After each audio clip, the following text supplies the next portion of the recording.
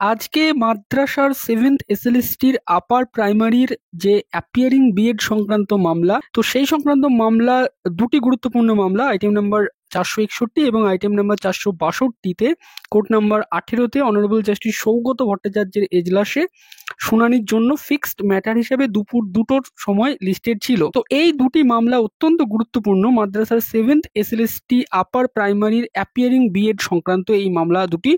তো মূলত এই দুটি মামলা কেন গুরুত্বপূর্ণ, তার কারণ এই দুটি মামলায় আপার প্রাইমারির ক্ষেত্রে রেজাল্ট পাবলিকেশনের উপরে স্টে রয়েছে এবং এই যে স্টে রয়েছে তার জন্য কিন্তু মাদ্রাসা রেজাল্ট পাবলিশ করতে পারছে না মাদ্রাসা সার্ভিস কমিশন। এবং আপার প্রাইমারির সাথে সাথেও আমরা দেখতে পাচ্ছি যে মাদ্রাসার সেভেন্থ এসএলএসটি 9, 10 এবং 11, 12-এও কিন্তু সমস্ত কিছু ইন্টারভিউ হওয়ার পরেও কিন্তু ফাইনাল প্যানেলটা পাবলিশ হচ্ছে না। এই দুটি মামলার আজকের আপডেট কি সেই নিয়ে এই ভিডিওতে বলার চেষ্টা করব।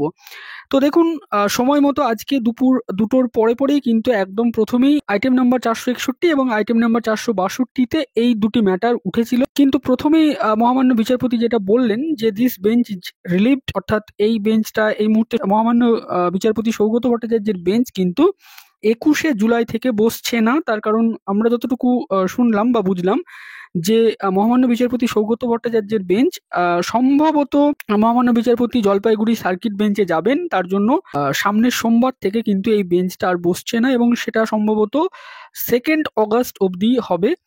তার ফলে মহামান্য বিচারপতি কিন্তু এই যে মামলাটি সেই মামলাটিকে তিনি টেক আপ করলেন না, তিনি নট টুডে করলেন, অর্থাৎ তিনি বললেন আজকে এই ম্যাটারটি তিনি শুনবেন না। এবং তিনি এটাও বললেন যে from tomorrow you will get another bench, অর্থাৎ আগামীকাল থেকে কিন্তু নতুন বেঞ্চ বসবে, এমনটাও তিনি ইঙ্গিত দিলেন। এবং এই বিষয়টাও তিনি জানালেন যে এই যে আজকের মাদ্রাসার যে এই অ্যাপিয়ারিং বিএড সংক্রান্ত মামলা, সেই মামলা যদি আর্জেন্ট বিষয় থাকে তাহলে সোমবারেও সেটা শোনা যেতে পারে। তার কারণ আমরা একটি নোটিশ যদি দেখি কলকাতা হাইকোর্ট থেকে জারি করা হয়েছে যে অনারেবল জাস্টিস সৌগত ভট্টাচার্যের যে গুরুত্বপূর্ণ ম্যাটারগুলো, সেই ম্যাটার মধ্যে আর্জেন্ট যে ম্যাটারগুলো সেগুলোর কিন্তু শুনানি করাবেন মহামান্য বিচারপতি অনিরুদ্ধ রয়ের বেঞ্চ।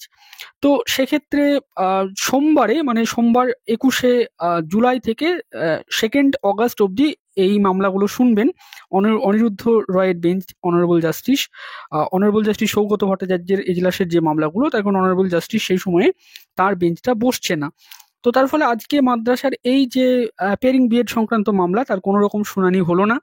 এখন দেখার বিষয় মাদ্রাসা সার্ভিস কমিশন তারা কি করে, তারা কি এই ম্যাটারটিকে আর্জেন্টলি অন্য কোনো বেঞ্চে মেনশন করে শুনানি করায় কিনা, বিশেষ করে অনারেবল জাস্টিস অনিরুদ্ধ রয়ের বেঞ্চে তারা মেনশন করে শুনানি করায় কিনা, নাকি অনারেবল জাস্টিস সৌগত ভট্টাচার্য আবার ম্যাটারটি শুনবেন কিনা সেটা দেখার বিষয়। তো এখনো অবধি এই মামলার নতুন কোনো ডেট পাওয়া গেল না।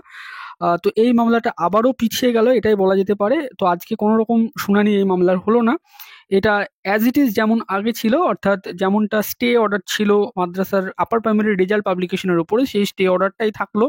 নতুন কোনো অর্ডার আজকে দেওয়া হলো না। আজকে মহামান্য বিচারপতি জাস্ট সিম্পলি নট টুডে বলে ম্যাটারটিকে তিনি টেক আপ করলেন না, মানে শুনলেন না ম্যাটারটা। আজকে হিয়ারিংই হলো না। আজকে শুনানিতে উপস্থিত ছিলেন মাদ্রাসা সার্ভিস কমিশন আইনজীবী প্রতীক ধর, তিনি ছিলেন। এছাড়াও পিটিশনারদের আইনজীবী সুদীপ্ত দাশগুপ্ত ছিলেন এবং অন্যান্য আইনজীবীরাও ছিলেন আজকে উপস্থিত, কিন্তু ম্যাটারটির আজকে কোনো রকম শুনানি হলো না।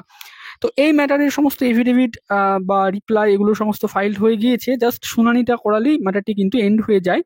তো এখন দেখার বিষয় ম্যাটারটি কবে শুনানি হয়। এবং এর সাথে সাথে মাদ্রাসার যে নবম দশম একাদশ দ্বাদশ তার যে রেজাল্ট, এই বিষয়টা আটকে রয়েছে, সেইটা প্রত্যক্ষভাবে এই মামলার সাথে কোনো সম্পর্কিত নয়। তার কারণ মাদ্রাসার 9, 10 বা 11, 12-এ কিন্তু কোনো রকম স্টে নেই। মাদ্রাসা সার্ভিস কমিশন চাইলেই তার ফাইনাল রেজাল্ট পাবলিশ করে দিতে পারে।